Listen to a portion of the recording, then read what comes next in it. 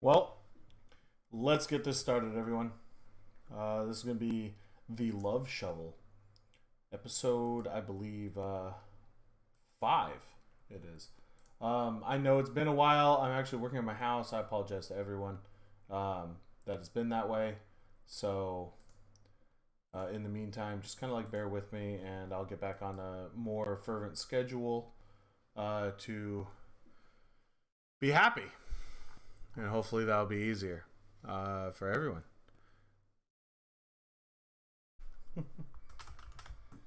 So, I will be joined today later by Boris the Dirty Elf.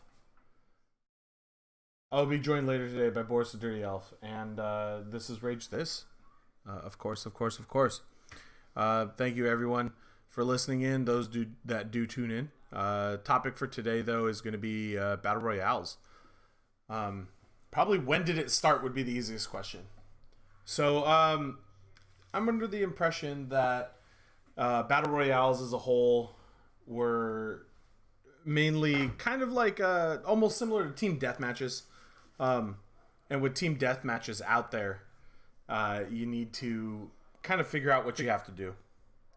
So, team deathmatches, Boris, are usually, anywhere from like a small crew against another small crew and a large crew against a large crew, but it's pretty much two sides, one side and like a right side and a left side, right?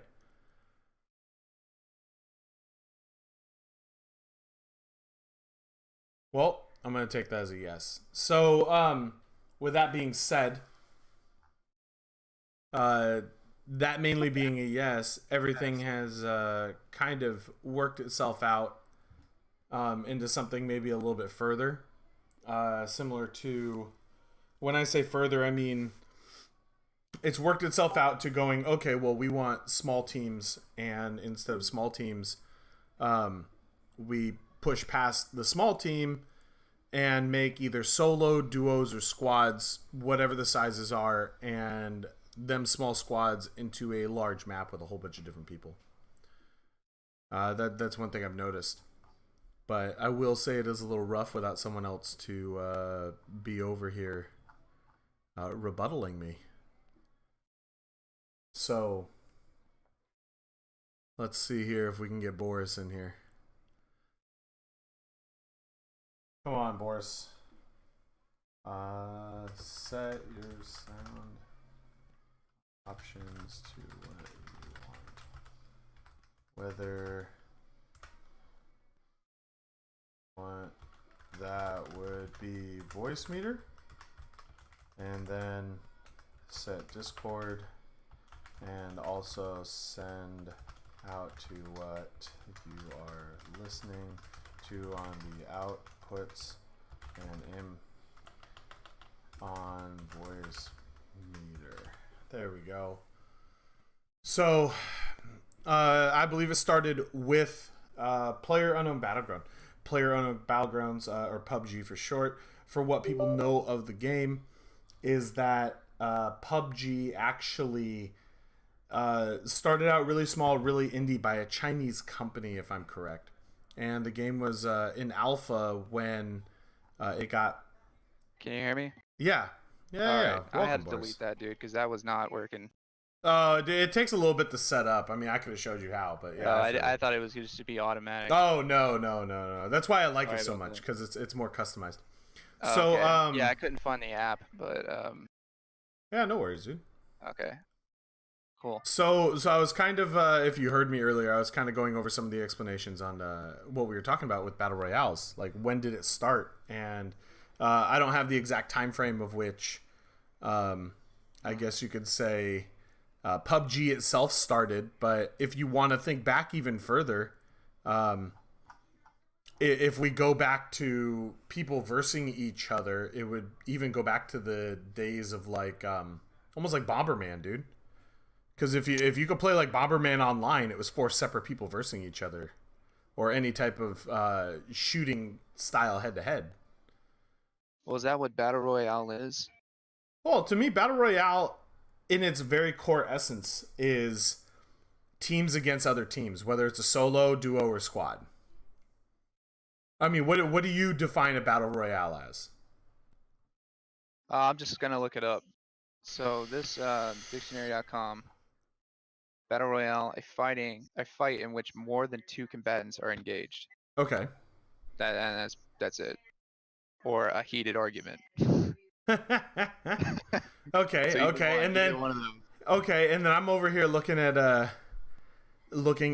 like All right. Wikipedia, and their basic definition is a video game genre that blends survival, exploration, and scavenging elements of a survival game with last man standing gameplay. Battle royale games challenge a large number of players, starting with minimal equipment, to search for weapons and armor, eliminate all other opponents while avoiding being trapped outside the shrinking safe area, with the winner being the last competitor in the game. Yeah. So, in regard to battle royale for a video game sense, I feel that that's a better definition, but it kind of encompasses a more detailed version of what you just said. Right. Yeah. I would agree with that. Okay, so I guess with that sense, I mean, we could even go with games, you know, even pre 1990s Bomberman on the console, when you could get like Super Nintendo with up to couldn't you get up to 4 players on Super Nintendo for some games? Yeah, I believe it was 4 players.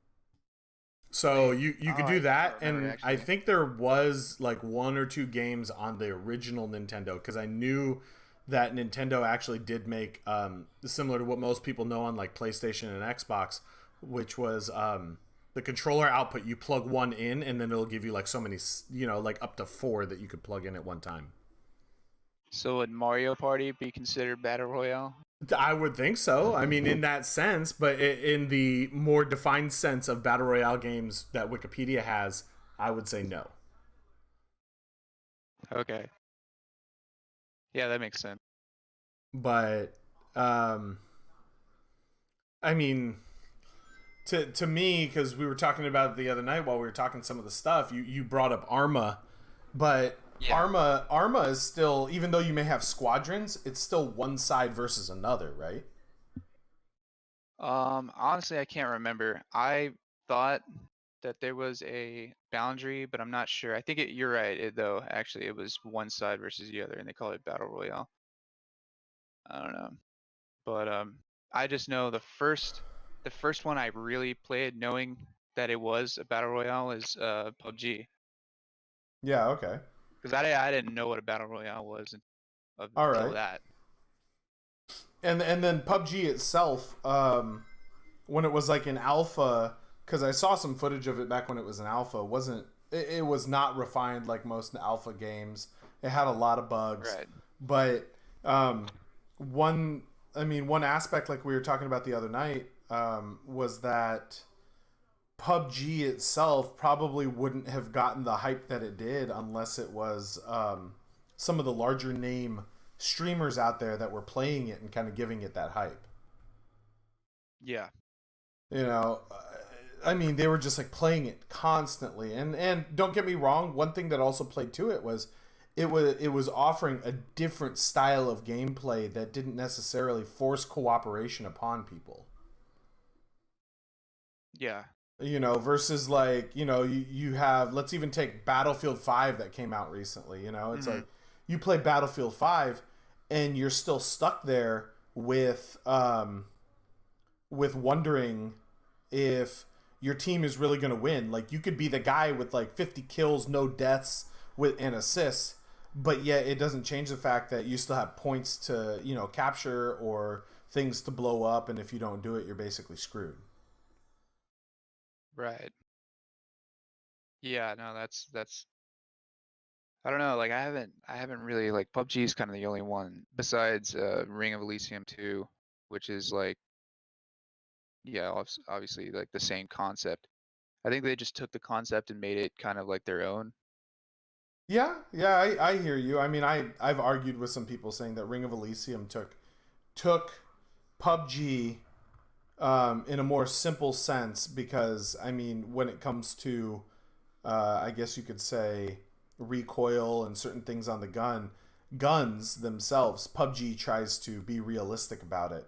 But um, then you get Ring of Elysium, and it's more simplified in my sense. But it takes Mm, a lot of stuff that a lot of the PUBG community wanted, yeah. and and more or less was like, well, we're gonna take what these people want and put it into our game, and maybe we can get their player base or whatever, right? Yeah. Yeah. So So and then of course every battle royale that's out there has its own niche. PUBG has its realism. Fortnite has its building and cartooniness. You got like other ones like Realm Royale that um, you actually get a mount and it's more fantasy. Uh, and then we get some of the other realistic ones. You get like we said before, PUBG, and then you get Ring of Elysium. There were quite a few other battle royales that came onto the scene but have dropped off. You also get like H1Z1, which took some of the realism, but then also kind of a tongue-in-cheek fun approach. yeah. So you get I thought those. H1Z1 was like a zombie game That's what I originally. that's what I thought at first, but now H1Z1, which recently got bought out by a different company, Uh, is now well, labeled that's why. Z1, which is now labeled Z1 Battle Royale. But H1Z1 did have a Battle Royale concept to it at one point, and that's why this professional streamer, this guy who's a professional streamer, but he was also on a professional team for H1Z1 at one time because they were trying to incorporate it into an esport, and it just didn't work. Yeah. And a Yeah. lot, and so then we're evolving now past Fortnite and all this stuff, and everyone um who likes free to play games and all this other stuff, now you get Apex Legends. And Apex Legends to me is like Battle Royale meets Overwatch. Like what do you think? I think it's like Battle Royale, or it's like PUBG meets like what was that? Yeah, Borderlands. Okay. I feel like it's a lot like Borderlands. It has that feel. It has like where you open the crates and all that stuff. I think a lot of people like they're trying like that kind of brings me to this next topic is like is it overdone? Like are we to a point now where it's just we're recreating the wheel? We're reinventing the wheel. Are we you know what I'm saying? Is Oh, it a I hear you. I hear you. I mean, I feel most things that are out there are a reinvention of the wheel, to be honest. right, But I understand where you're going with this in regard to Apex, and is Apex at the pinnacle? Like, is this the end all be all? Is there going to be another AAA? Is there going to be another AAA studio out there that decides to take on the battle royale scene right, with something semi fresh and standalone? Because even though you get Apex Legends is dated, I think at the end of what's it called? It's supposed to be dated like right after Titanfall 2, right. and but they made it as a standalone, and in them making it as a standalone, that's why I think it's doing as well as it is right now, and it's a free to play versus like PUBG, you had to pay for it. um Right. what's it called? Also, Fortnite is like free. Fortnite's free to play, yeah. Yeah, and one thing I think that Fortnite is trying to tackle, that PUBG is at, I think first. Well, PUBG went to the whole PUBG Mobile, and that did really well for them. And then you get Fortnite, which did okay. Well, we're gonna launch for console, and when we launch for console, we're gonna allow cross-platform playing. Yeah. So someone on a PlayStation could play someone on a computer. Someone on an Xbox could play someone on a PlayStation or on a I think computer or that's cool. whatever. That's pretty like innovative and all that stuff. Like, I think they brought something awesome to the table there that you can do Yeah, that. Even though it's kind of, I don't know, it is not really unfair. I mean, it would be unfair in some games like Battlefield or Call of Duty or whatever, but like in a game like Fortnite, yeah, like I feel like it's kind of even all across the board because there's not really like an aiming aspect. It's just all kind of hip fire, I guess. yeah. From what I've seen, I don't really play Fortnite, but yeah, I mean that's cool that they did that, and that's probably why it's one of the most popular games. Okay, You know what I'm okay. saying? I mean, there's a lot of people that beg to differ and argue about it in regard to like uh, that it brings up a side topic, which is you get uh, the PCMR. Have you heard of that? No. So PCMR is an acronym that stands for PC Master Race, and there's all these people that are out there saying that consoles are lame. They're basically a waste of time, and you need to get a computer if you really want to game and game with quality. Yeah. So that's like one of the standing things in regard to that. And then you get the other then you get a lot of these people, which is kind of another argument, is then you get people from consoles. And it has been said that a lot of people from consoles are complaining about these guys who are PC gamers because it's almost like they cheat. When realistically, I mean, because you've done both console and PC just like myself. And for Yeah. me, I prefer PC because your tactile response is so much more fine tuned versus Yeah. using a joystick. Right. Yeah. So being able Absolutely. to physically move something with a mouse, you can pinpoint a lot closer than if you were with a joystick, in my opinion. Yeah, I know a lot of console games that are like that. I even think Destiny was like when I played it on console, it Yeah. almost seemed like it had like Okay. assisted aim. You know what I'm saying? It felt like it because it was like I wasn't. I mean, like, and I haven't played a console like that. Like with those kind of games in a long time. And when I played, it was like assisted aim almost. And I'm like, wow, that's weird. That I'm doing pretty good when I haven't played in a long time. Yeah. I don't know. Maybe I'm wrong, but I know that that's a thing.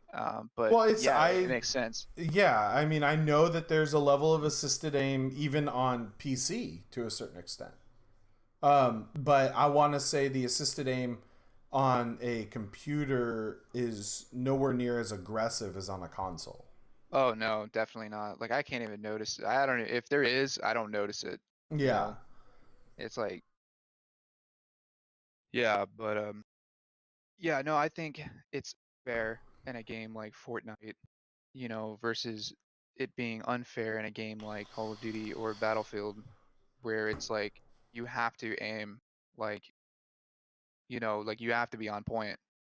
Fortnite's not really like that. It's kind of I don't know. From what I played, it was just kind of like roundabout aiming, Yeah. kind of hip firing most of the Yeah. time. Am I right? Yeah, the only aim down sights that I've seen in the game are with the snipers. Like Yeah, all the snipers and DMRs. yeah, So if you're yeah. rocking like a I forgot the name of the gun, but it's basically the equivalent to a Car 98. And if you're rocking that, you're not allowed to put a sight on it because all the guns in the game either come with it or without it, and that's it. Like you Right. can't mod the gun, like in PUBG or Ring of Elysium, or even Apex. So they're aiming down. You're aiming down an iron sight, but because it's considered a single shot bolt action rifle, you take one shot down the iron sight, and then you have to rack it and put another round into the chamber. So that you can actually aim down sights on, but the Yeah. regular guns in that game, no, it's like the closest thing to aiming down sights is like in PUBG or Ring of Elysium. If you hold down the aim button, it just kind of like zeroes in the crosshairs on your screen just a little bit better. Yeah.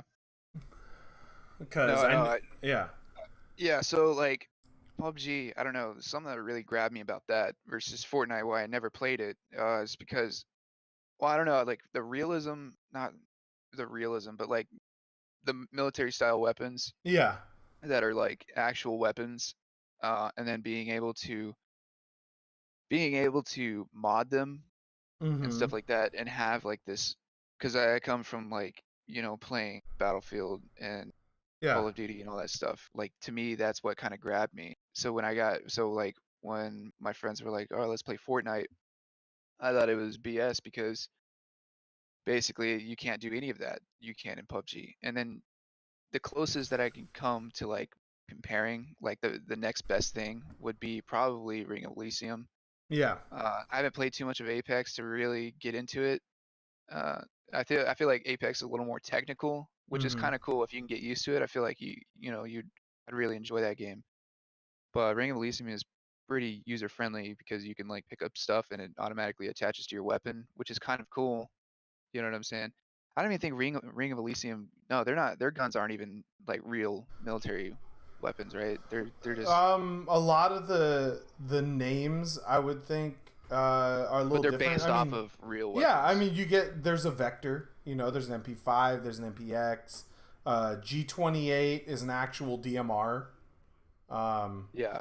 you get the. I don't know if the Mark 12 is. I have no clue.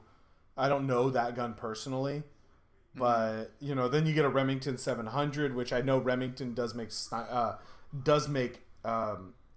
I'm not going to say a sniper rifle because I don't know much about marksman rifles like that or sniper rifles, but I do know that Remington does make a large caliber hunting rifle. Yeah.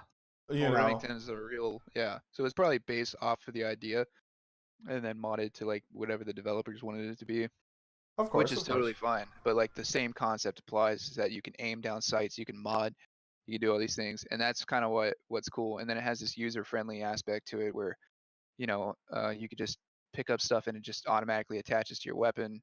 Or even for that Um, matter, if you switch a weapon out, like on PUBG, you could put like a tac stock and for the M4A1. Um, and yeah, if you could put a tac stock on the M4A1 and all that, but in PUBG, if you wanted to transfer the stuff to another gun, you had to unattach all the attachments to right, it, drop the gun, pick up the new gun, then put all the attachments on it. And yeah, that's one thing I liked about Ring of Elysium is if you had all the attachments.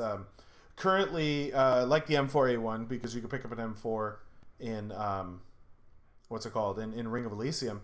If you attach a tack stock and a front grip, an extended mag, and a muzzle attachment, and a sight, if you pick up, say, the new gun now is the AK-15, which is the same thing. It's supposed to be like an AK, but a newer version of the AK that right. actually has a rail on it, and like a Picatinny rail or whatever.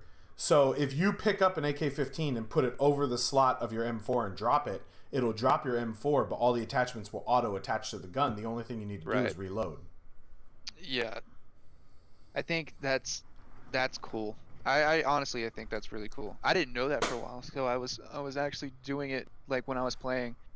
I was actually just taking the attachments off, and Yeah, then because I didn't know that it auto attached until like way later, yeah, yeah, which is yeah. which is funny. But yeah, like I don't know if for a how do I say it, for like a competitive kind of aspect. I think PUBG wins because of that reason, because you have to take yeah, everything is kind of just manual. You know what I'm saying? So it has Yeah. that like, I mean, like it's not automatic. Ring of Elysium is more user friendly, so I don't see it as competitive, So but it's is definitely the like, reason is it just because you're not manually taking everything off? Is that why you're saying you don't see it as being as competitive? I just, yeah, basically, I think any aspect where you can be quick with something, like picking up ammo or like dropping stuff, in a matter of time, whoever like does it the fastest, whoever picks up weapons fastest, whoever does the things fastest will ultimately win because they have, like everything ready and they're ready to kill versus people that are slower. But like Ring of Elysium doesn't have that because you automatically just pick up the stuff and it like loads it on. It kind of gets rid of that. You So it feel definitely, so it gets rid of that micro competition. yeah, exactly. Like I think those little things is what's going to make, like an average player, like a great player. If they Yeah. can pick up ammo like faster than the other person when as soon as they drop, and it's like boom, boom, boom, boom, boom, and then they just get the first kill. Like, you know what I'm saying? Yeah.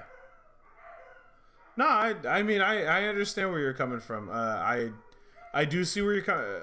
I understand where you're coming from, and I see where you're coming from. But would you say because like look at Apex? Apex now is very similar in that regard. If you pick up another gun, like you switch out a gun in the game, it'll do all the auto attachments to it that you either have in your Right. inventory or on the gun that you're using, and it'll attach what it can at the best that it can. Hmm. And but Apex is getting pushed really hard into a professional circuit. Like, Yeah. but I don't know if it'll fall out like Black Ops. What's it that we're up to? What, 4 or 5 now? Yeah.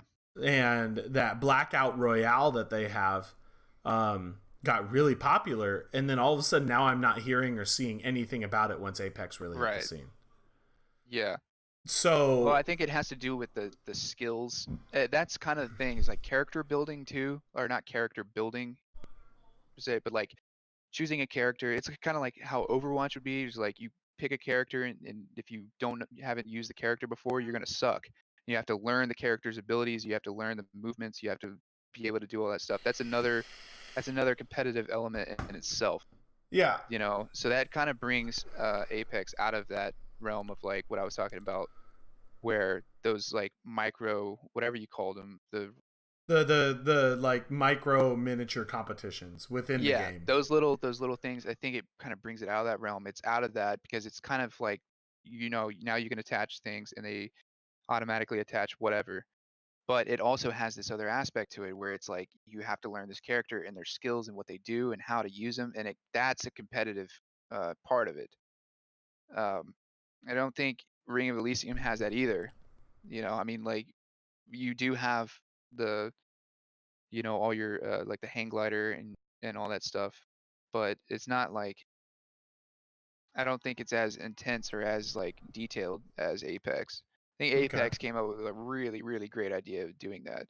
It was They it was made an interesting concept of it. Like you were saying, it felt like Borderlands. I look at it and I'm like, it feels uh semi cartoonish like Borderlands, but then you Yeah, get that Overwatch feeling about it because because of the each person, characters. yeah, because of the what's it called? Because of the powers that they Yeah, have. the Each skills each and one has everything. its own Yeah, skills and ups and downs, and then you also get like I was saying with and then you get that battle royale sense with the guns and the attachments and all that other stuff, and getting an overshield, which is like armor. And yeah, no, right. I see where you're coming from, and I understand that. I think what Ring of Elysium was doing was trying to make almost like a faster, better version of PUBG, and it just didn't beat the clock. Like, it didn't come out in time to really compete with PUBG. Right. I don't think they came And up with enough stuff for it. Like they had a couple concepts of like, we're gonna make this better than PUBG. We're gonna put auto attachments, all this stuff, but they lacked like a lot of stuff that would have put them to the top, because obviously like when somebody comes out with something, another person looks at that and they say, oh, okay, well, I can do it better, and then so on and so forth. yeah, And then you have just people that are just like developers that are like way ahead of the game, and they just come out with like this stuff, and it's like boom, like this is it. And I feel like that's what kind of Apex is. um I feel like Apex will probably be one of the top uh battle royale games eventually, top competitive. like it'll stay in the scene kind of thing, because I Yeah. feel bad. I feel like PUBG, ever since like Apex, is actually losing it's losing its drive. Yeah, I I feel like it'll fluctuate because it's still like just brand new, and it's yeah. not. I don't know. Is it still early access? PUBG, I think, is Not considered. PUBG, Oh, Apex. Apex. No, when they released it, they released it as a full game that is Yeah. basically kind of in progress. Which Were you most talking games, about because PUBG losing its like yeah, I feel like, popularity? yeah, it's losing a lot of its popularity, Oh because yeah. the things right now, if you were going to talk about the top 3 battle royales in their category, yes, PUBG would be the number 1 in its category. But then Fortnite is technically, even though it's a battle royale, it's in its own category. And then Apex, because of like the superpowers and shit, is in its own category as well. So if you're going to talk about the top 3 in there, it would be PUBG, Fortnite, and Apex, in my opinion. Yeah. But because they're all similar games in the battle royale sense, the top 3, number 1 right now in my, also in my opinion, would be Apex. Number 1. Number 2 would be Fortnite. Even though I don't like saying that, I'm not a fan of Fortnite. And then number 3 would easily be PUBG. And then number 4 is kind of debatable. I would say number 4 would depend on the user base and what's going on with it. But I know Ring of Elysium is pushing really hard to try and make it more viable. You know, there's Yeah. a big tournament invitational going on right now in Thailand, at which, and it was supposed to be an international invitational. And there's a few teams from North America that are there that flew out to Thailand for the tournament. Mm. So, I mean, I know PUBG had something similar, but PUBG, when it blew up and started having its tournaments, it was just like, fuck this shit, we don't care, you know, we're going to be big. And now the problem with PUBG is well, okay, you're going to be big, but for how long? Yeah.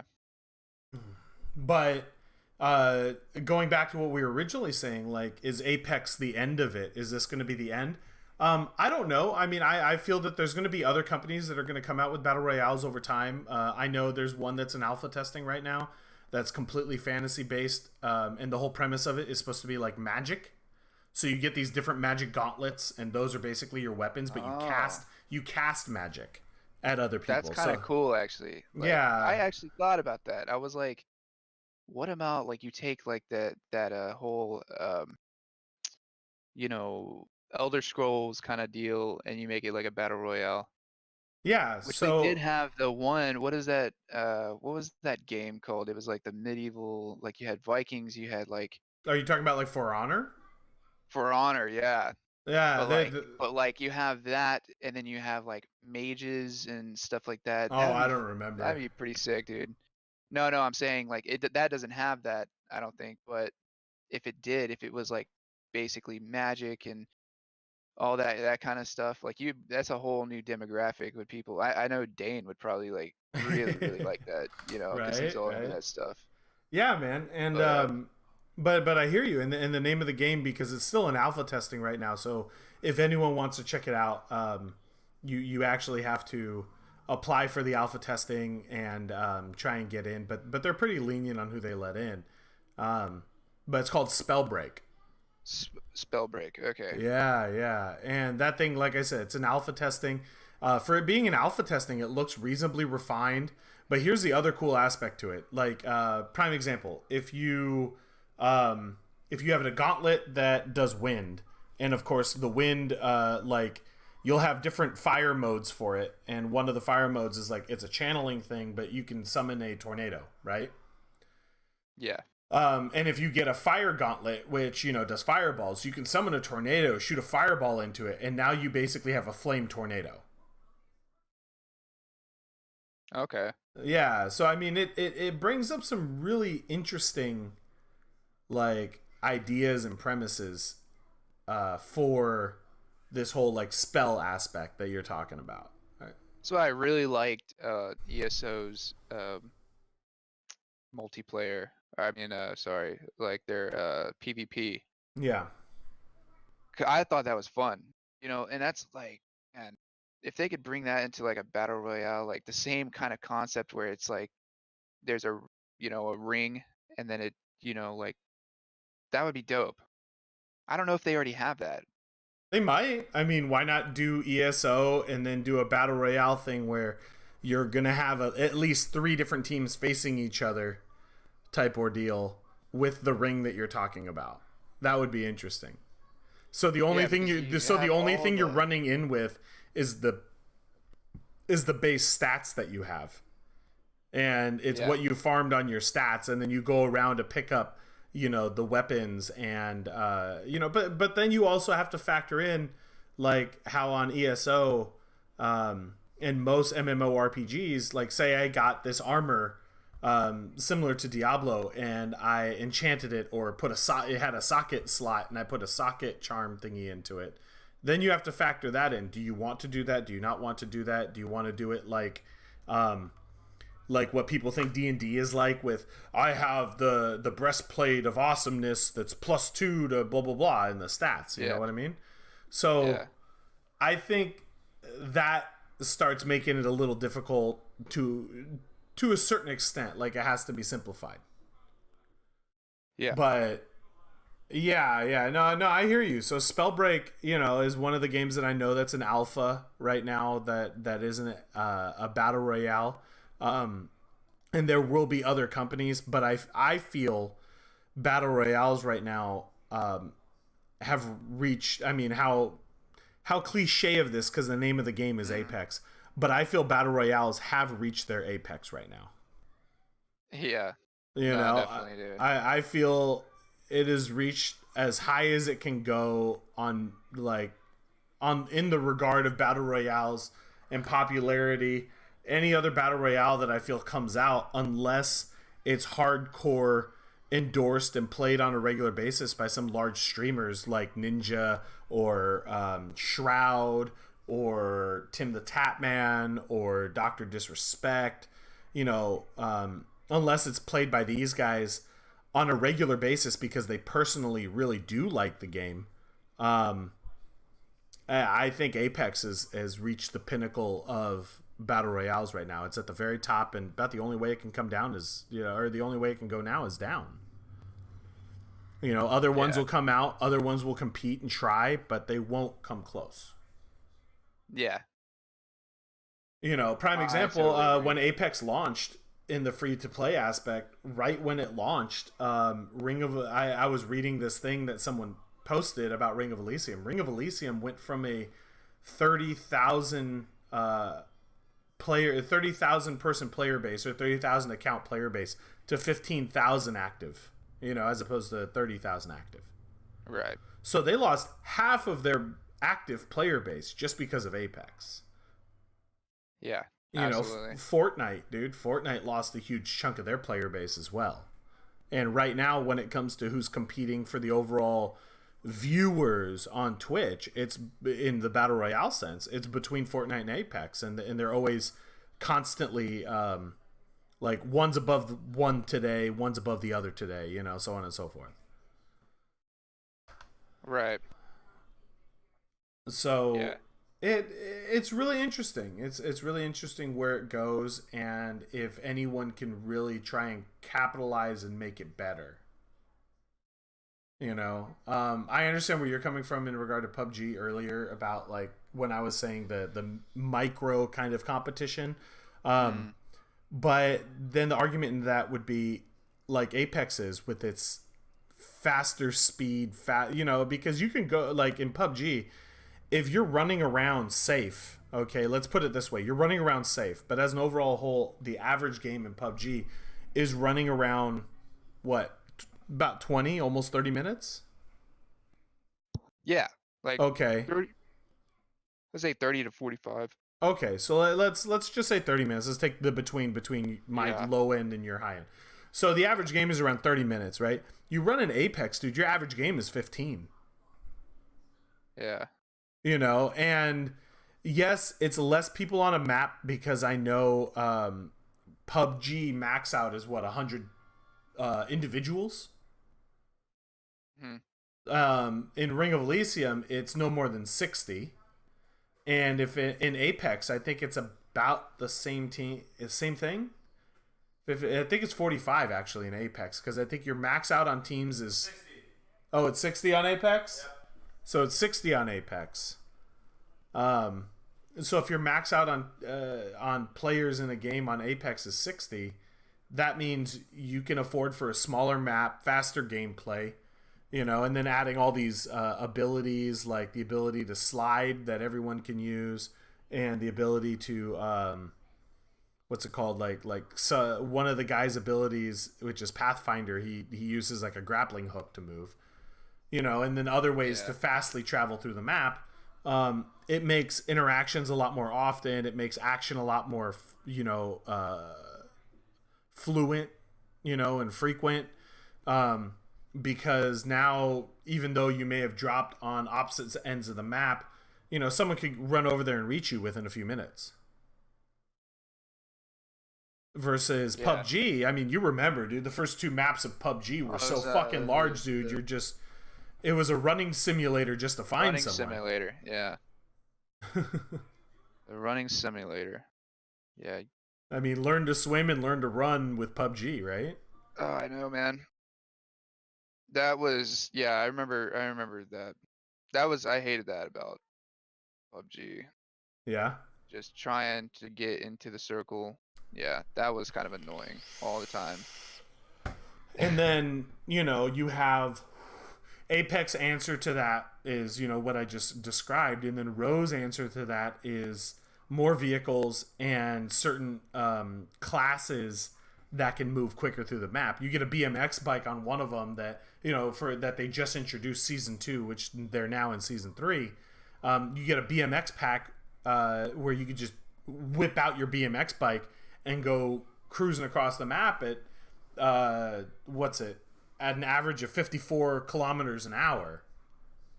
Which 54 kilometers an hour, if I'm correct, dude, that's like 30 something miles an hour. And I've seen people on the BMX bikes in the game finagle it to make, without cheating, to make it to where you could be going down a hill at 100 plus kilometers an hour. Yeah. You basically get into like a racing pose to gain more speed. Yeah, yeah, yeah. And then you get a hang glider which can traverse, across water even.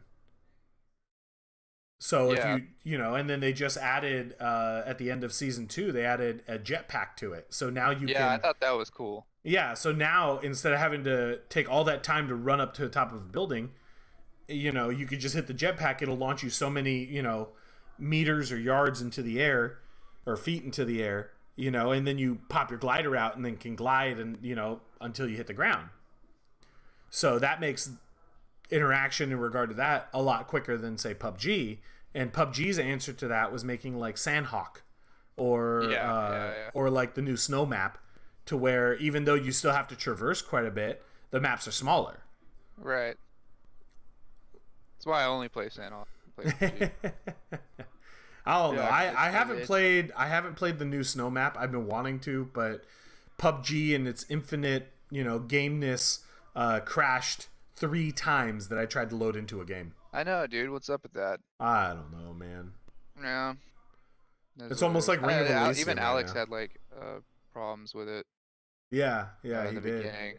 Um, yeah, I don't know. Like PUBG has always been like really buggy, like not very stable game.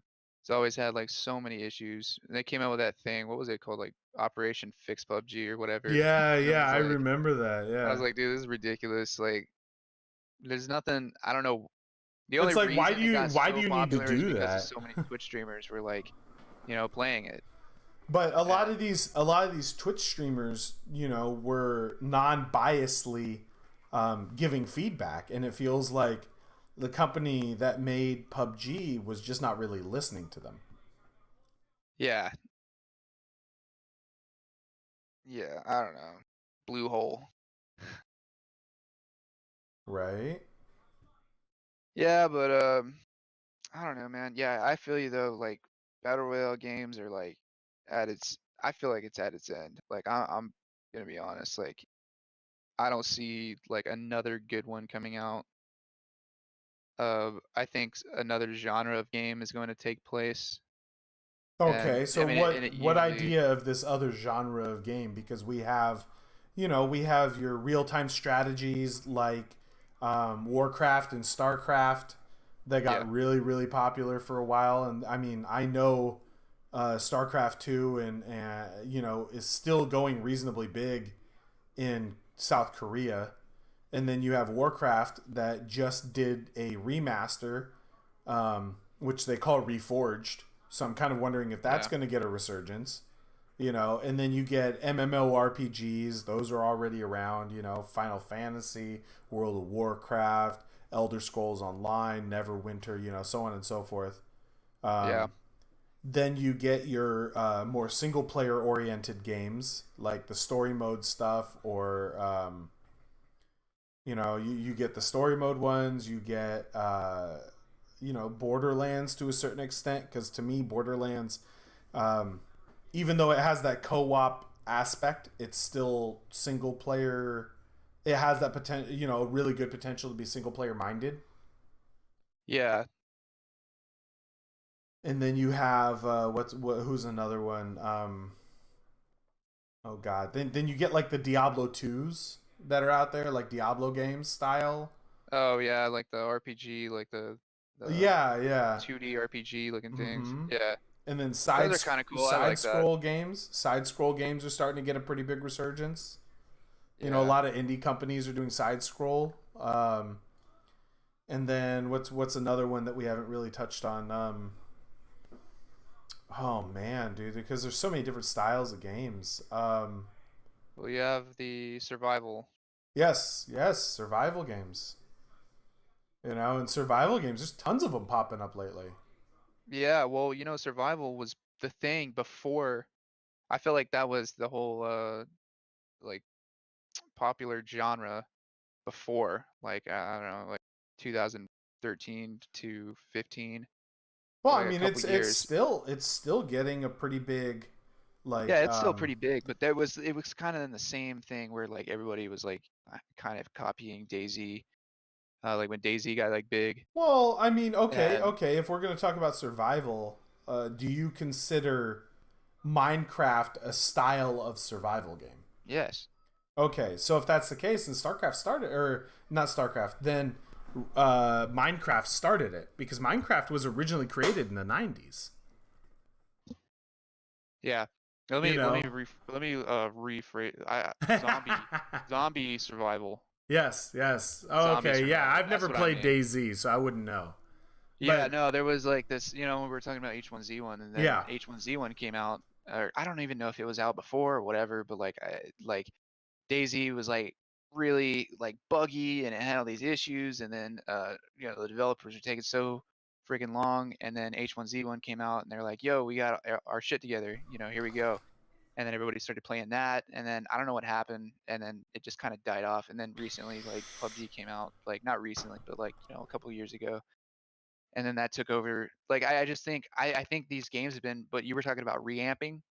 So all these games have just reamped basically like these ideas from the past, and then they just made like these enormous story worlds and all these different things that people caught on, and it became popular. And now and then once that happens, once you have a game that does that and it's successful at it, just the idea alone, other games like lock onto that and they're like, or other developers lock onto that and they're like, yo, we're gonna do that. So they yeah, do it because they want to piggyback off of that revenue. You know what I'm saying? yeah, Like, oh, everybody's into survival games now. It's the new thing. It's the new fad. So they want to piggyback off of it to get some money.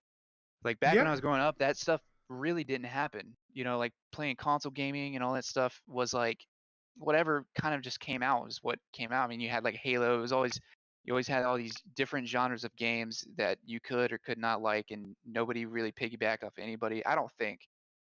Um, I even like I look at games that tried to reamp or not even reamp, like games that were like really successful back in the day, in 2008, and then they see all these new games that are coming out and they want to like piggyback off of it, but they completely changed their game that was successful back in the day.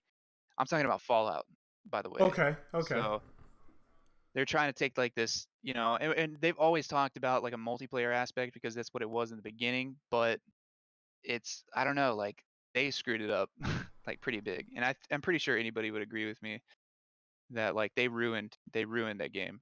Well, you have to also take into account like how games themselves are around. Okay, like prime example, um, you're okay. So the prime example to me in regard to that would be like the fact that you can take a game and then do it better, like what you're talking about, but they're just trying, like what you said, they're trying to revamp themselves, make it more relative, and capitalize upon money. That's where Yeah. the industry really is. I mean, how else are these people going to survive, as a company? um Yeah. it gets really difficult. I mean, I'll I agree with know. that one. Most games nowadays are not like, I mean, some are, but like a lot of them are like starting to stray away from like the single player mode and just Yeah. have like, I mean, you have games like there was never really games that I like, messed around with that were Yeah. only multiplayer. First one I ever encountered, especially on console, was Titanfall, and it was only multiplayer, and I was like, what the hell? Because I was so used to like, even if you had a game that was like based around multiplayer, it still had a single player mode when it had a campaign. It had a whole Yeah. story. Yeah. I'm not saying that's bad. I like it's like kind of like I've never played Fortnite's campaign. I heard they do have a campaign. Yeah, but Um, you have to pay for their yeah, like which I think is campaign thing, bullshit. which is You know, still like multiplayer in amongst itself. It's really interesting. But but I'm just talking about a storyline. one In thing general. that's yeah, and one thing that's different. Okay, like Black Ops and all that stuff. You know, Yeah. they still have the single player. But then a lot of people they'll play the single player, but there's a lot of people out there who will only play it for the multiplayer. No, no, that's what I'm saying is that there like even Battlefield had like I don't know, like I think it was like four. I think it was four. It's like their story was crap. No, a lot of people didn't like it. Some people Is liked it it, but because they were a lot of focusing more on the multiplayer aspect? exactly because they were like, "Yo, this is a multiplayer game, but we're gonna go ahead and throw in like the storyline." And the storyline, was for me it was okay, but it was really short. You know what I'm Yeah. saying? Because everything, all the memory, all that stuff, like everything they used to put into that game was for the multiplayer like stuff. Hmm.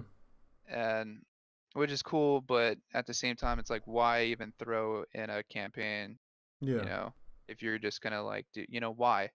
So I kind of Well, get like where everybody's going now with just the multiplayer. It's just multiplayer. yeah. Um, Well, you let's know. okay. So let's take into account something simpler like Call of Duty because both of us have played Call of Duty games. Um, Yeah. Call of Duty. You remember all the Call of Duties like Modern Warfare. You know the original Call of Duties all the way up until I don't know if you remember World at War.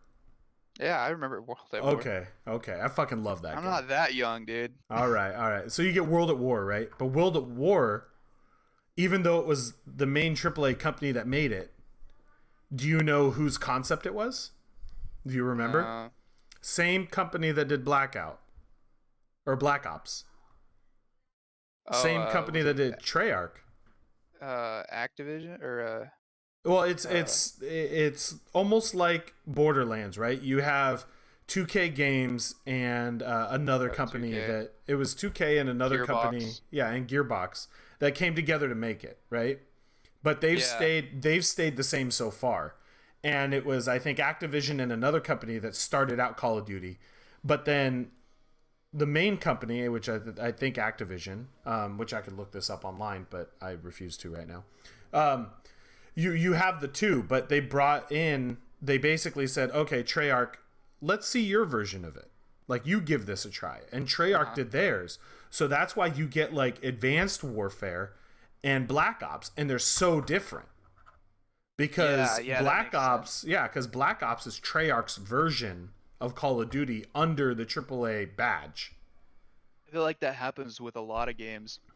Well, like I remember Fallout, like we were talking about Fallout. That's my yeah, well, example. Is Fallout started. I mean, they started, or did they not Bethesda, but Interplay, I believe, started or built the game, and they sided with it was only PC, and then they sided with Bethesda so that they could create this 3D game well, you had on the console, Fallout the first one. Yeah, they had the and console then they release sued and the them. computer. Yeah, and what was really interesting about it is, if I'm correct, the console or the first Fallout game that came out, the original developers of the game, not the developing company, but the guys who were doing all the coding and stuff. These guys, when that game finished, didn't even graduate college. Oh, is that what you were talking about the other day? Yeah, yeah, dude. Like Oh yeah. these guys were going. If I'm correct, and I could be completely wrong, but from the stories that I've heard, these guys were attending the Academy of Art College of California in San Francisco. Yeah, you told. Yeah, I And remember you told me this this. game was basically developed and published before they graduated the Academy of Art College. And the guys who did that game, the first Fallout game, went off to do a couple other games. But I think they did the first Fallout. They helped with the second, and then after that, they stepped away because it wasn't really their brainchild anymore. So Yeah. now we have Fallout 76, which is Bethesda's, I guess you could say, full push on what they want it to be under their name and probably their studio versus a co-op Yeah. of major businesses. So I mean, I understand where you're coming from. Bethesda is taking. I mean, because I've never played any of the Fallout's except for 76, and I haven't even played 76 that much. And they're basically taking the game and they're like, well, we want to add this, we want to add this because our fans want certain things in it, and they're trying to add it while still keeping the essence of Fallout. And I think that's the problem that they're having, is trying to incorporate all these things that might be conflicting to what they've created before. Right. But I haven't played much of Fallout 76 to really make a difference to where I can speak on it. I have a friend who's put in quite a few hours, and there's a lot of aspects to the game itself that he doesn't like. The one problem I had with Fallout 76 is I played it for a few days, and the biggest problem I had with it is constant disconnect to servers. Oh, really? Yeah, it's like I was playing it like when it first So released it and all wasn't this just shit. like the concept; it was like the bugs in the game that got you. That you were like, ah, Well, I kind of stepped away from it because the sense that I could run around this huge open map, solo and not have to worry, and there will be its takes on difficulty to kill the things, but it's not meant to be a complete solo game. And the fact that I could, um, do this, but I could also co-op a little bit, but the biggest turnoff was the fact that I had to jump into a server to do it that had other people, but the servers were buggy enough to the point where I would lose connection to the servers yeah, regularly. yeah, And then more or less get kicked out to the main menu and have to reconnect to a server before I could go back in and play, in hopes that the autosave kept me in the current progress that I'm in. yeah. Because if you're cross countrying in, what's it called? If you're cross countrying in Fallout 76, if you disconnect and come back in, it'll put you like on one of the more well-traveled roads, or kind of like a checkpoint, so to speak, and then it'll drop you there as opposed to on your cross country, like where you left off. Right. Yeah. That yeah, is kind of wonky. I don't But know. For that me, that it threw me was like off. that's just stuff that could be like fixed, and like they could. Well, that's why I played it, because I was like, this is stuff that can be fixed. They're probably going to fix it. They've been listening to a lot of the gripes and complaints from the players. But the one thing that really got me that they can't fix, because it's already like the concept of the game, is just that it's only there's no real. I mean, there's a storyline, but it's like a there's no it's like a disconnected storyline. Like you never see the face of like Of your person. the overseer that like from the vault that you left. You always just hear audio tapes. It's like super disconnected, which is like the total opposite of what Fallout is the Yeah. reason that people play it is because you can go and you could plant a grenade, sneak and plant a grenade in somebody's pocket, and then they blow up, and it's hilarious. Yeah. And that was funny. All the NPCs, all the you could be a complete asshole to someone if you wanted to. Like it gives you options where you could just be a complete asshole. That's funny. I had a great time doing that. I thought Fallout 4 was awesome.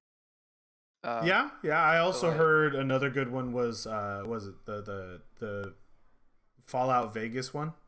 yeah, did you play that one? No, I never did. Fallout 76 is the only Fallout I've touched. Oh, dude, you got to go back and play the Fallouts, man, because that you will gain you'll understand why like people are so frustrated, Okay. and it's not because of the bugs or anything. It's just because it's just everything that Fallout was that what Fallout is they didn't hone it. They just completely they messed up. Like they created a game where it was based on like a multiplayer aspect, and they left out like a great storyline, which every Yeah. Fallout usually has an awesome storyline that you can like connect with, you know, left out all the NPCs, left out, just all the things that you were able it put in cool things, but that was the major thing. That's why people are pissed off. If you ever go and like look at it scrolling on Instagram and you see a Fallout 76 ad, and then you go to the comments, dude, and you'll see everybody's talking about, oh, did they add NPCs yet? No, they never will, because that's the biggest issue. Everything else is great. Like, is besides the bugs, I mean, that can be fixed. The whole like skills and the perks and all that stuff, I thought was like done like awesome. Yeah. The like being able to like use mutations and stuff. That's awesome. There's something I wish that would have been in the other Fallout games, but yeah, like they just missed a huge piece of it that just left it disconnected. You Yeah. don't want to play it. You don't want to play it because of that. It's really it's I don't know, man. Like even ESO has like a storyline that you can connect, or you can, even though you can't really say what you want, I don't think. Oh, you can. You can actually. So you can say what you want to NPCs. You can be a dick. You can, be all these different Pickpocket. personalities. Yeah. Yeah, you can pickpocket. You can do all these things. They did a great job, like creating something. I know we're talking about the same development company, but Yeah. they did a good job on ESO. Because of that, they kept all the stuff that Skyrim had, and Morrowind and Oblivion and all that, but then they put the multiplayer MMO style in it, and they just did it. They did it really well. Yeah. If Fallout would have followed those footsteps, like it would have been, like a really great. I would still be playing it. I'd probably be playing it right now. kind of like I still have it. I still have kind it of like how installed for Dane some reason. plays he does ESO, but he plays Witcher 3 quite a bit. Who? Dane?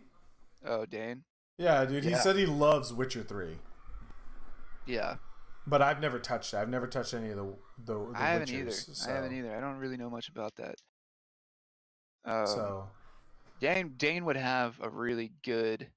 He would have a really good opinion about this. Like well, he would kind of he lay out. focuses very well on like I think his really good focus is storyline. He retains that stuff because not to Yeah. be I'm not going to be dishonest about this, dude.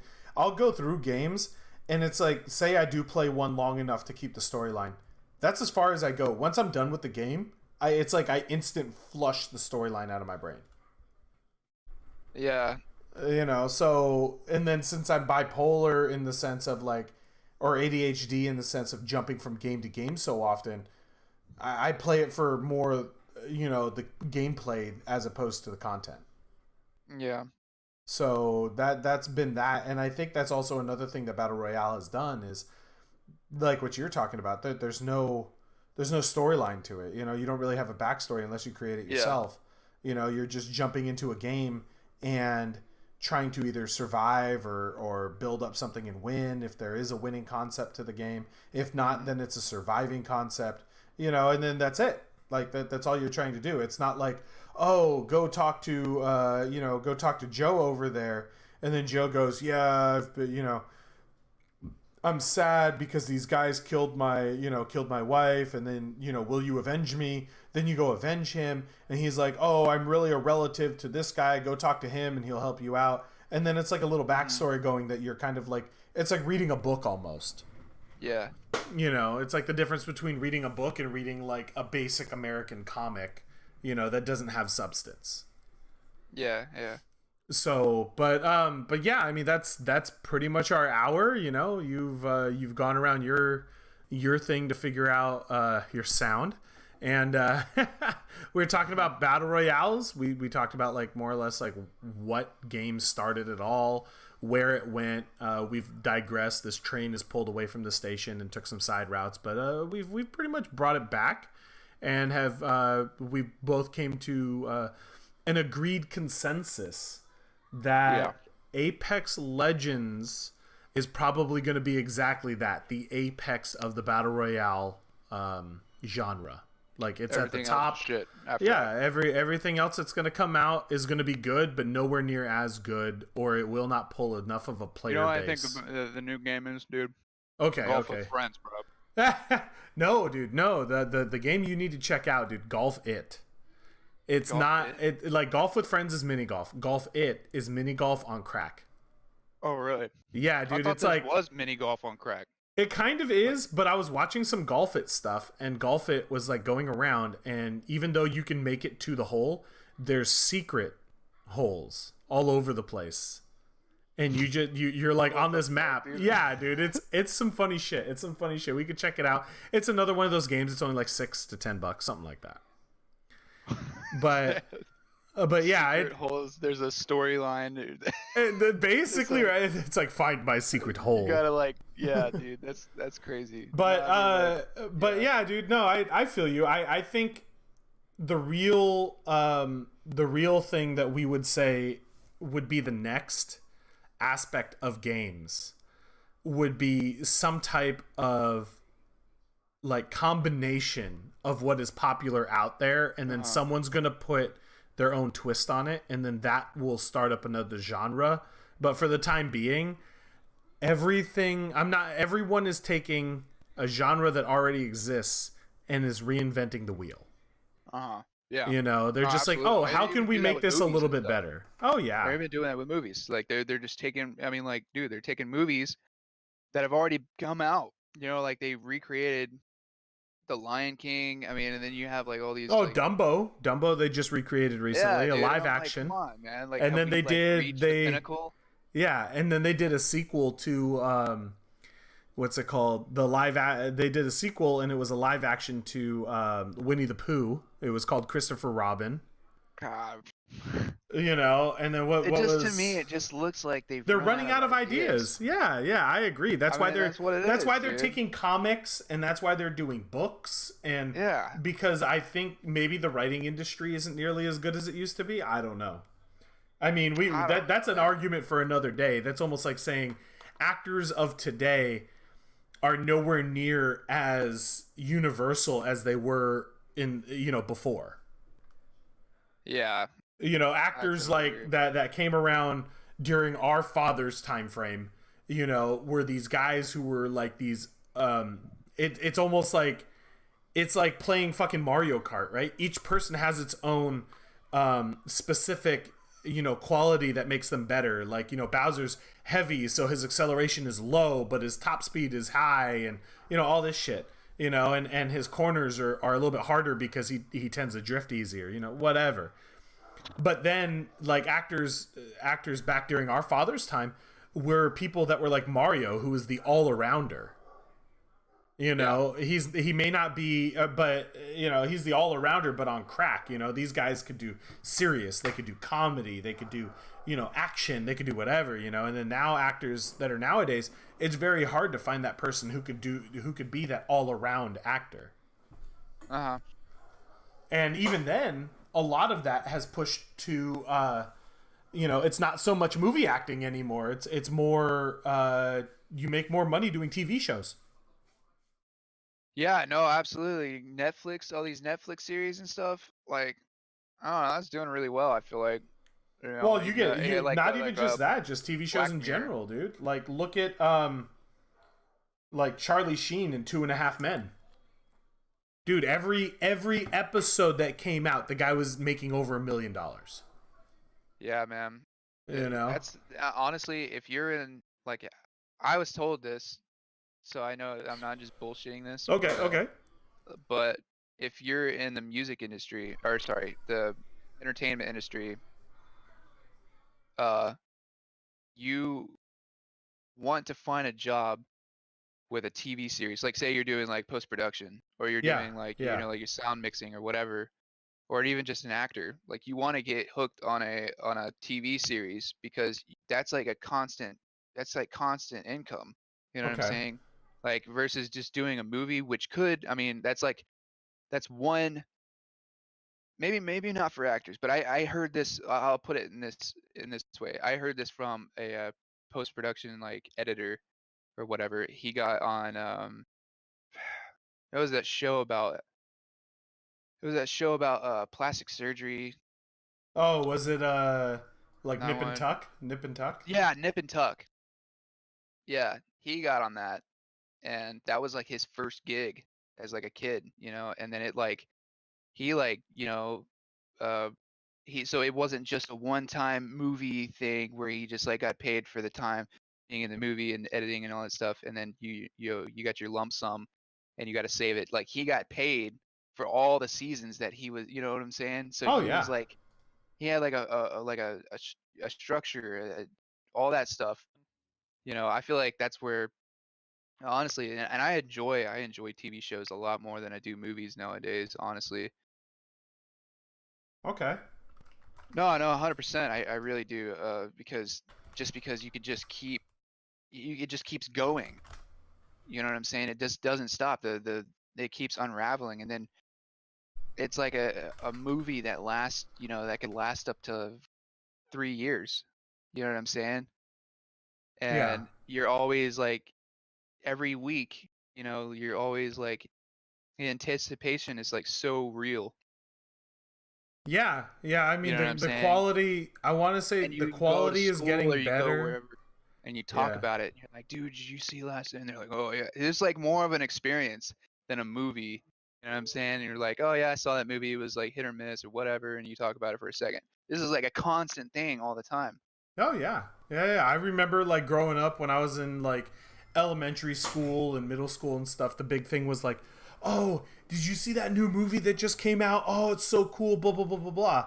And then now it's probably like, oh, did you see the recent episode of blah blah blah that came out? Oh Yeah, man, yeah. I can't wait till the next episode. That's what I'm saying, man. TV series is where it's at.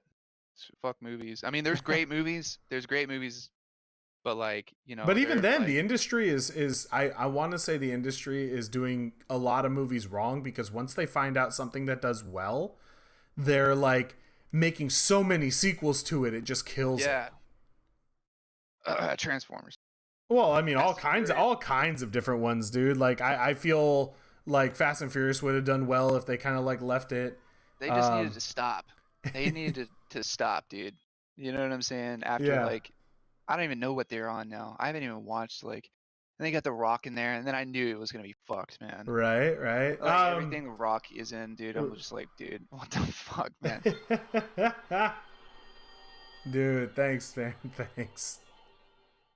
Thanks, Yeah. fail sauce, dude. Thanks for the raid.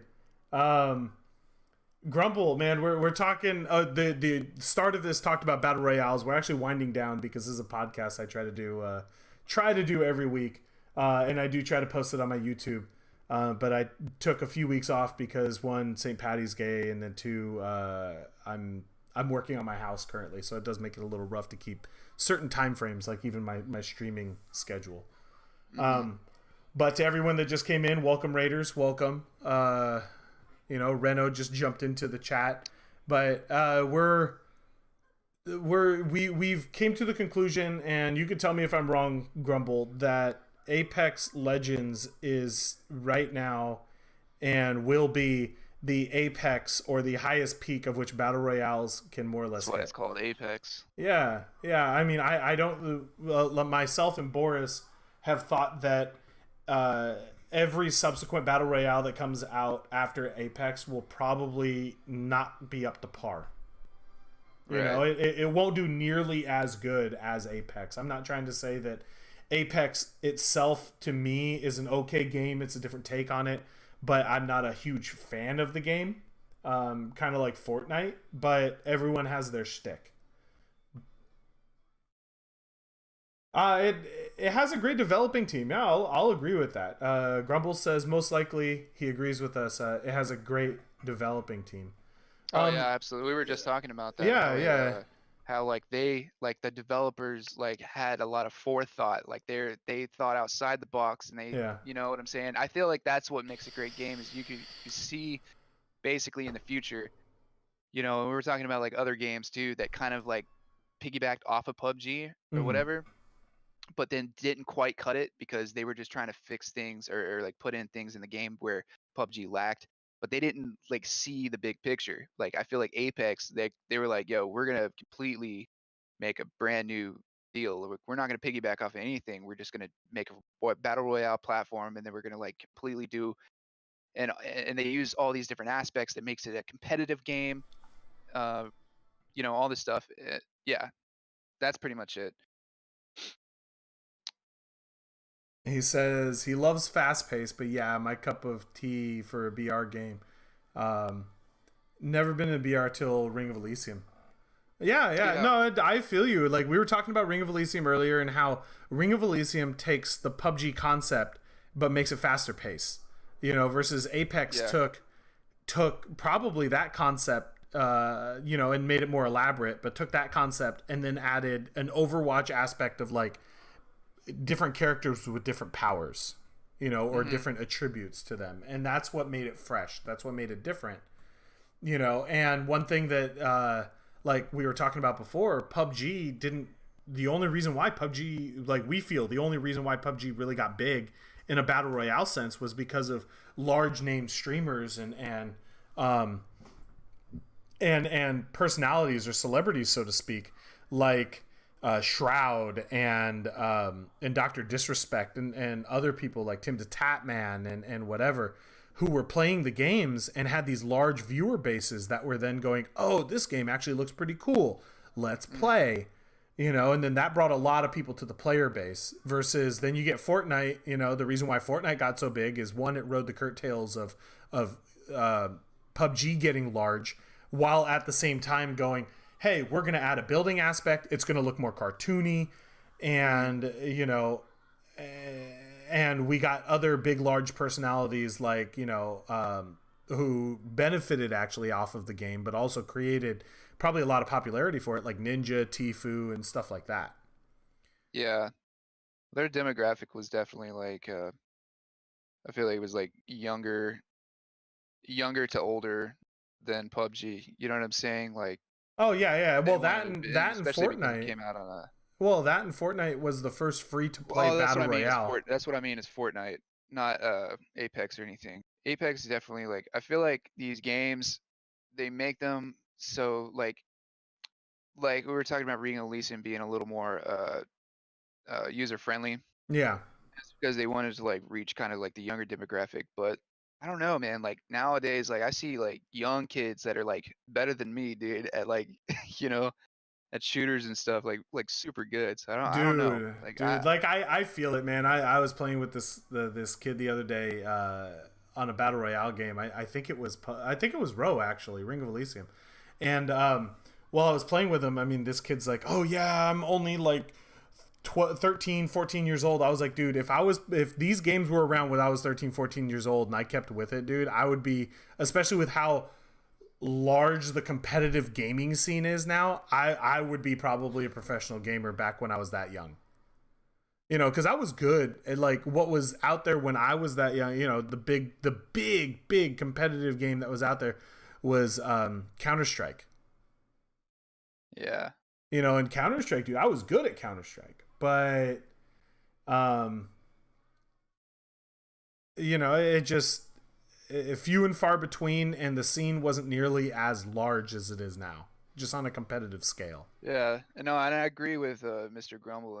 He said he hates that titles like Black Ops 4 have to follow up and blah blah blah. I totally get that. Even Battlefield just did that. Like with the that whole deal. Well, yeah, and I then mean, now it's you have Battlefield 5. They just said that's what I'm I saying. forgot the It's name like of it. They call it the Maelstrom or something like that. yeah, that's what I'm talking about. Is like instead of going back to their origins and sticking to their roots and like with the great game that they had from the very beginning, Yeah. they just like want to piggyback off of everybody else because they see that it's making money.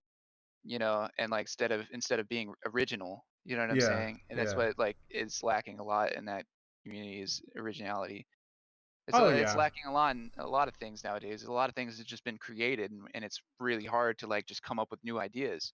Mhm. Mhm. Um, but yeah, that's all I got to say about it. Well, Reno, to wrap this up, since you're in here, Oh, and Grumble's in here apparently. Yep, that's easier than typing. There you go. Yeah. There you go. But to wrap up the podcast, because Grumble, you jumped in here at the very end of it, unfortunately.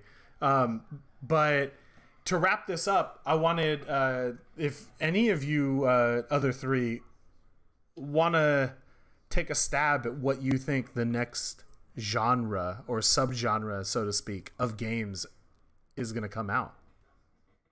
Ooh. I know that's a very loaded question. That's a very loaded question. I was talking to you about this, man. I don't think I'm not really thinking about what the genre of the game. I'm thinking about the new platform, and I was talking to you about virtual reality. Okay. And I think that's going to open up new doors for Yeah. like different genres. You know what I'm saying? Because Oh, virtual reality is blasting off, man. And it's But now I you're see giving like 10, away 15 years. But now you're giving away next week's topic. Well, we can just this is a little treat, right. you know, this little taste. This is a potential segue into something that's going to happen next week. So we won't unfold the whole Okay. the whole thing. Okay. What about you, Reno? I think before a new genre or creative genre comes out, the gaming industry needs to take a step back and refocus on what actually people wanted and what actually worked in the past. So I think there will be, I think and I hope there will be a bigger push towards complete games that aren't just cash grabs. Yeah, it's all cash grabs. Yeah. Right. Yeah. I'm hoping that the refocus goes back to single player focused games where multiplayer is more of an end game or a bonus. Kind of similar to what's it, Division 2 that just came out. Right? I guess. I mean, I'm backtracking. Like, I'm hoping they go back to like, you know, how like if they're gonna make a shooter, make it like Call of Duty 4 was. You know, if they're gonna make an action RPG, which there's been a push for better RPGs lately. I mean, you can see it with certain companies not, saying no to the kind of shady practices of the gaming industry. So CD Projekt Red, for instance, with The Witcher 3 Wild Hunt, and I would assume and probably will be the same with Cyberpunk, 2077. Well, what about like Far Cry? Wasn't Far Cry meant to be an action RPG to a certain extent? Yeah. Maybe. I mean, I haven't played the new Far Cry. So I mean, I haven't played New Dawn, but a lot of people were saying like they liked it, but it was refreshing, but at the same time, it was missing content, like certain amount of. It just felt. Yeah. It felt like a game every year, though. Like how? Right. Well, and a bit more. Like a game that really stood out that did really well that just came out is Sekiro Never Die Twice. Yes. Or Shadows Die Twice or whatever the heck it is. Yeah. There are certain companies, certain types of games that are really making kind of a push again, and they tend to be single player games because people are kind of getting really tired of you gave me just a multiplayer game that I have to buy a buttload of extra content for. Like, nobody has the money for that anymore. Well, you have that, and then you have all these free-to-play games with all the microtransactions. Right. I mean, just look at the backlash that Bethesda's gotten on Fallout 76. Despite it doing pretty well, like every time they make a mistake, there's a YouTube video about it. There's a PC Gamer post about it. Do you think that's because? Do you think that's because they're a large studio? Do you think that's why? Because they had they had this prestige of supposedly popping out something that's supposed to be more refined, and it wasn't. No, because they did before. That was like the whole, like we were talking about, like they were successful before, and then we expected success for 76. Okay. They put out quality games in the past. When you think Bethesda, you think Elder Scrolls 3, Elder Scrolls 4, even Elder Scrolls 5, so Morrowind, Oblivion, Skyrim.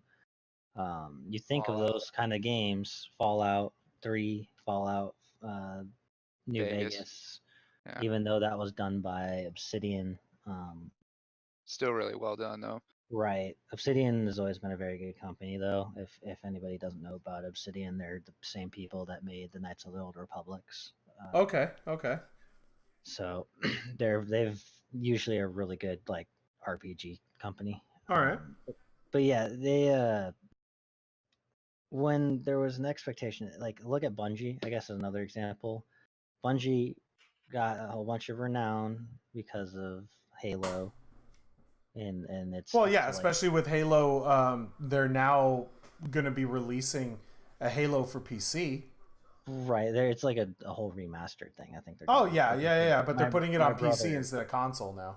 right. My brother can't wait to get that, by the way. But yeah, I mean, you think of that. So they created a legacy. These companies created a legacy of high quality games with certain expectations, and then the gaming industry, whoever, I don't know who it started with. I don't really care. You know, whether it was Ubisoft, EA, whatever. These practices burned into the business side of gaming, and the game that has put so much pressure on the development side that the developers are basically have their hands tied behind their back, and they're getting forced to the ground to do what the big daddy CEO is saying, Yeah. and instead of what they might necessarily want to do. So they're no longer taking their time on games and all that fun stuff. So the consumers, I think now more so than ever, we're very, very keen to notice these flaws. Before we're like, because let's be blunt, these games like Skyrim, for instance, it had its flaws. It still has its flaws, and Yeah. there's just things that were fixed by modders and stuff like that. But because there was a legacy, and there was goodwill between the consumer and the company, those flaws are easier to overlook. Now Yeah. every single gaming company, outside of a couple, literally have a fire under their ass. So every time they make a single mistake, no matter how big, how small, they get lit up for it. Yeah. And I mean, EA got absolutely obliterated with the Battlefront stuff. So do Absolutely you? obliterated. So with what you're with that in mind, at what you're saying about these like large companies that have set a standard, and it feels like once they're raising the bar for themselves, and then they're popping out something that doesn't meet the same expectations, they're actually less than those expectations, they get ripped a new one. Do you think that it's going to take like a third party company or an indie company to take the time and pop something out that will actually potentially revolutionize the next idea of gaming before a large company takes over? That's already happened. Well, I know, but do you I'm think saying. it's going to continue? Do you think that that's the Yes. only way to do it? So, like, I'll bring up CD Projekt Red again. So, with The Witcher 3, it made one of the best games of this generation. Like, period. It is literally one of the best games, and almost every gamer out there who's played it will argue that because of how well done it was. So now you have CD Projekt Red, who a lot of people hold in high regard, and because of that, they get support that other companies are no longer going to get. Uh-huh. And it's going to take companies doing what CD Projekt Red is doing. And they are out there, and they are doing it. In like the MMO industry, for instance, MMOs have become, they're a shell of what they used to be. Yeah. When you consider the old EverQuest, Well, EverQuest, the original World of Warcraft when it first came out. World of Warcraft, yeah. Final Fantasy MMORPG when it first came out, stuff like that. Right. So when you can so now companies, there are certain companies. I'm trying to think. Is it Ashes of Creation? A lot of MMOs are actually like pay to win nowadays. Right. Most of them Yeah. are. Well, yeah, because you have a lot of these people who, like prime example, like Neverwinter, right? Neverwinter, you jump into it and you can grind the game, but it's free to play, so they have to figure out how they're going to make their money. Then you get World of Warcraft, which buy the game, but you still have to pay a subscription to continue playing it on their servers. Same thing with Final Fantasy, and then you get other ones like ESO. That you pay for the game, but once you pay for the game, that's it. If you want to pay for a subscription, you can, but it's not required. You just get like a like in-game currency and stuff like that. That's a little bit on a regular basis instead of having to farm for it.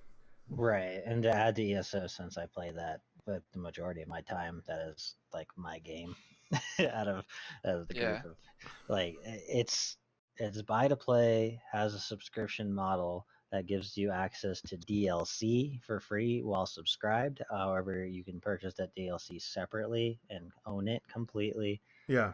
Um, Well, I like and the then the direction they went. chapters, right? And then the chapters Yeah. have to buy. So you do not get those for free, and those are basically like the major expansions. They do Yeah. that once. That's every third quarter. They do Yeah. that. So they usually have like a dungeon DLC or two, a story DLC or two. And they kind of mix that up depending what it is, and then they have the chapter. So they've had Morrowind in Somerset currently, and then the one coming out next is elsewhere. But ESO aside, basically it's up to the consumers at this point who are obviously becoming very, very frustrated and sick with the practices of the gaming industry Mm-hmm. to force the gaming industry to change its ways. And Yeah. there are certain developers that are deciding to get away from big business and make their own and publish their own games. Because that's what's happening is the publishers are the ones that are usually in control. So like something like EA Dice, they are the publishers of their games. So maybe have their little miniature organizations. Same thing with like Bethesda. ZeniMax is the publisher. So whatever Bethesda is doing, ZeniMax is their parent company, and they're the ones who are putting all the pressure on Bethesda to put out a game that may not be ready. Yeah. And like I think with Fallout 76, for instance, the Bethesda Game Days panel just happened recently, and even Todd Howard said that there was a lot of kinks in the cog that were going on in the Yeah. development of Fallout 76. But my guess is that ZeniMax was like, no, you got to get this game out at this time, instead of letting them be like, okay, well, we need to completely take a step back and this needs another 2-3 years. Yeah. And that's the problem, is that the publishers are not giving the developers enough time. Well, it's all the pushing that they're doing to make all this content for, like ADHD type, and not actual ADHD, but like these gamers that flip flop between games left and right. They're Right. getting so used to all this different content, new games popping out, that they're almost competing with each other to release things faster. Right, and it's a terrible cycle. It's a societal problem that we don't want to get into right now because that's a can of worms. Yeah. Okay. Well. Let's step back from that. We need to hear from Mr. Grumble now. Mr. Grumble, what do you think about my question? The original question. I don't know. I think it is kind of hard, though. I think it actually it's gonna go more to free-to-play games, but with a lot of microtransactions and subscriptions, and it's already going that way. And I already predicted that like 10 years ago, though. Like, Okay. that's the way to go. Like, make a free game, have tons of players, do microtransactions, and I think for the companies it's actually really good, but for the players it's a bad sign. Yeah. No, I hear you. I mean, you already see that, like here, like, and not, and you know what's funny is it's actually not in the consoles, computer market. It's in the phone market. Oh yeah. That is probably the biggest moneymaker for gaming companies right now. Is you have these games like I even have it on my phone. It's a fun little game, and I swear every time I log in, it gives me like 3 prompts to buy something, varying from $5 to like 50. It's called Raid or whatever, and it's a fun game, right? Raid Shadow Legends. Now, I'm never gonna spend money on this because it's pointless, but they have these RNG little loot crystals and like all these little things, and it's basically they try to get you with the instant gratification, and that's what these free to play games are designed to do. They make RNG ridiculous, and because you want to be the best or strongest or whatever, instead of taking the 1.5-2 years to grind out your to get to what you want, you can get it immediately, but with a catch. You probably won't get it immediately because it's like a 0.0002% chance that you're going to get what you actually want kind of thing. and then you Mhm. end up spending $100 just to get this dude. Yeah. Like, Dude, that's fucking crazy, man. $100 for a fucking phone game. yeah, and for a phone game. And granted, phone games, their quality has been improving exponentially because phones processing has been becoming stronger and stronger. I mean, Yep. Yeah. phones these days are miniature computers. Well, yeah, they're better than laptops of yesteryear. So Right. Have you ever bought anything on a phone game? Before I have, I did. and I'll never do it again because I realize I know I somebody that understand spent, now. what was it, like Farmville or whatever? oh yeah, Farmville. I know somebody that spent like thousands, dude. Mm-hmm. Dude, I'm like, what the fuck is wrong with you, man? I'm telling you, Wow. every phone game that's like in existence that's like has even a remote amount of competitiveness Yeah. is a pay to win game. Well, that's what I found funny because a buddy of mine, he was doing like something similar to like Candy Crush, right? And I asked him, I was Don't like, even get me started. have you spent any money in this game? He goes, I think up to date I've spent about $100. And I'm like, but what have you spent the money on? Because there's very little you can like spend money on in the game, in my opinion, from what I've seen, that makes any difference. And he goes, well, you know, you run out of hearts. So, and I ran out of in-game currency that they gave you for free. So I go buy in-game currency so I can buy more hearts to get the lives back. And I'm like, why don't you just sit down and wait 5 minutes and get another heart? Dude, Candy Crush is like, I have, yeah, there's like a, It's a love-hate relationship. yeah, dude, bro, It's like that I stopped ex-girlfriend playing. that won't bug you, that won't stop bugging you. Oh man, it's bad. And I spent money on Candy Crush, dude. I did. And I'm telling you, that's what they get you because they're just See, like they know.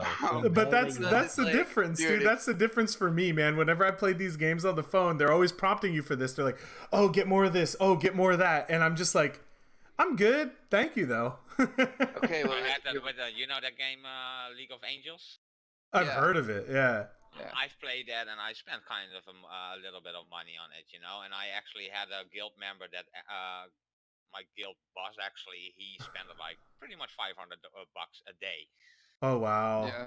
Jeez, I dude. don't understand these That's fucking games. crazy. Just to stay ranked one, you know, like that was Yeah. so pay to win. That was so pay to win. Yeah, It's like my I don't car payment, understand bro. these games. I don't understand games in general because like I guess the difference for me is like, you know, I started gaming originally back on like the very first Nintendo a little after it originally came out. Okay. NES. And when I was playing like NES and stuff like way back then and then started doing like RPGs and stuff like that back then, I was in this mindset that keep the resources you get for free, you know, in these games, and then once the microtransactions started happening further on in my gaming years, keep a lot of this stuff because you'll find something better to spend it on later, or just don't spend it at all because eventually you'll get enough to get that thing for free instead of having to actually do it because you will get little increments of paid in-game currency as you go. Yeah. And then now I'm looking at some of these games and I'm getting this mentality, especially on like phone games, where I'm just like, why am I even gonna like fuck this shit? If I want it, I'm gonna spend the in-game currency without having to pay for it because I know I probably won't stick this game out long enough to make any difference. Yeah. Well, I mean, like Candy Crush, the beginning or the first one, wasn't that bad. I mean, it didn't prompt you and stuff really. Like it kind of every time you logged on, it kind of gave you an option. But I started. now the games I now, recently started yeah. playing it again.